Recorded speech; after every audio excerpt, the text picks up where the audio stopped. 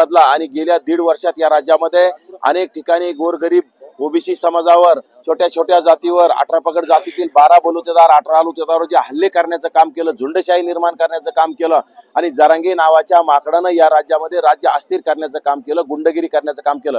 याचा बदला नक्कीच या विधानसभेमध्ये ओबीसी समाज घेणार आहे आणि त्याची सुरुवात या नांदेड जिल्ह्यामध्ये प्रत्येक मतदारसंघामध्ये उत्साही ओबीसी आम्ही बघतो, वंचित बहुजन आघाडीच्या पाठीशी आहे। आम्ही राज्यामध्ये अनेक ठिकाणी गेलो आणि बाळासाहेब आंबेडकरांनी ओबीसींना न्याय देण्याचं ठरवलंय। त्यामुळे ओबीसींची ज्यांनी पदयात्रा काढली आणि ओबीसींचे 100 पेक्षा जास्त उमेदवार दिल्यामुळं आणि येणाऱ्या ओबीसीचं आरक्षण वाचवण्यासाठी आपण रस्त्यावर उतरू असा ओबीसींना शब्द दिल्यामुळं सकल ओबीसी समाज आता बाळासाहेब आंबेडकरांच्या पाठीशी आहे। कोणी कुणाच्या पाठीशी फिरल, परंतु मतदान वंचित बहुजन आघाडीच्या गॅस सिलेंडरलाच येणाऱ्या काळात करणार आहे असं प्रत्येक माणसाच्या तोंडातून निघत आहे, प्रत्येकाच्या मुखातून निघत आहे। आबा राज्यभर तुम्ही प्रचार करतात, काय सांगाल ओबीसीच्या आमदार किती निवडून येतील ओबीसी? हे बघा, आता मी काही ज्योतिष नाही, परंतु राज्यामध्ये अनेक आमदार निवडून येतील असा आम्हाला विश्वास आहे। काल नांदेडमध्ये आमची प्रचंड अशी लाखाची सभा झाली। काल मी बसमतला तिथं 5-25 हजार लोकांची सभा झाली, हिंगोलीला 25-30 हजार लोकांची झाली, गंगाखेडला 25-30 हजार लोकांची झाली आणि जिंतूरला 50 हजार लोकांची सभा झाली। जर 50-50 आज मराठा समाजाच्या उमेदवारांना सभेला सुद्धा 5-5 हजार लोक येत नाहीत, 2-2 हजार लोक येत नाहीत, पैसे देऊन लोक येत नाहीत, गाड्या देऊन येत नाहीत। आमचे उमेदवार गरीब आहेत, आमच्या उमेदवाराच्या सभेंना लोक स्व खर्चाने येतात, त्यांना कुठला रुपया द्यायची गरज नाही आणि स्वतःच्या मनाने पेटलेले लोक आहेत। लोकांनी ठरवलंय उमेदवारांच्या प्रचारासाठी त्यांचे सहकारी ओबीसी मध्ये काम करणारे पदाधिकारी त्यांचा खर्च स्वतः करत आहेत।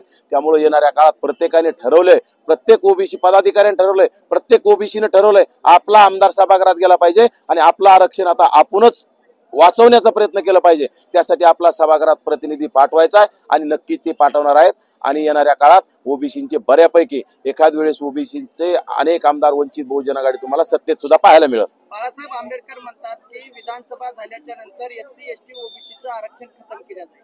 नक्कीच ओबीसींचं सुद्धा आरक्षण संपवण्यात आल्यातच जमा आहे आणि एससी एसटीचं सुद्धा आरक्षण वर्गीकरणाच्या नावाखाली ते संपवण्याचा घाट घातलेला आहे। कारण भाजप फक्त निवडणुका आल्या की सर्व समाजाला गोंजारण्याचं काम करतं आणि काँग्रेसची सुद्धा तीच परिस्थिती आहे। प्रस्थापित पक्षांना कुठलाही ओबीसी आणि एससी एसटीच्या आरक्षणाचं काही देणं घेणं नाही, मुस्लिमांच्या प्रश्नावर काही नाही। मुस्लिमांविषयी अनेक वेळा या पक्षांनी द्वेष निर्माण करण्याचं काम केलं, हिंदू कत्रमे म्हणायचं आणि मुस्लिम समाजाला टार्गेट करण्याचं काम हे करतात। परंतु आमची वंचित बहुजन आघाडी सर्व समाजाला घेऊन चालणारी ओबीसी, दलित, मुस्लिम, आदिवासी आणि राहिलेला गरीब मराठाला सुद्धा आम्ही अनेक ठिकाणी उमेदवारी दिल्यात। त्यामुळे गरीब मराठ्यांना सुद्धा नेतृत्व कोण देत असेल तर श्रद्धेय बाळासाहेब आंबेडकर, ओबीसींना कोण प्रतिनिधित्व असेल तर श्रद्धेय बाळासाहेब आंबेडकर, एससी एसटीनं सुद्धा तेच प्रतिनिधित्व। त्यामुळे सर्वांनी ठरवलंय की आता फक्त बाळासाहेब आंबेडकरांचा आवाज या महाराष्ट्रात चालणार आहे आणि येणाऱ्या सभागृहात बाळासाहेबांचे आवाज म्हणून अनेक आमदार सभागृहात जातील। नाके साहेब काही दिवसाखाली नांदेड दौऱ्यावर आले होते, त्यांच्या गाडीवर हमला सुद्धा झाला होता। हे बघा, हमले अनेक ठिकाणी होतात, आम्हाला दररोज शिवीगाळ करताना फोन येतात, धमक्या देतात, परंतु आम्ही अशा भ्याड हल्ल्याला किंवा कोणाच्या धमक्याला कोणाच्या बापाला घाबरत नाहीत। कारण आम्ही फुले शाहू आंबेडकरांचे लेकर आहोत, आम्ही छत्रपती शिवरायांचे मावळ्यांचे लेकर आहोत। खरे मावळे 18 पगड जातीतील 12 बलुतेदार, 18 बलुतेदार समाजातील लोकांनी छत्रपती शिवरायांचे मावळे होते।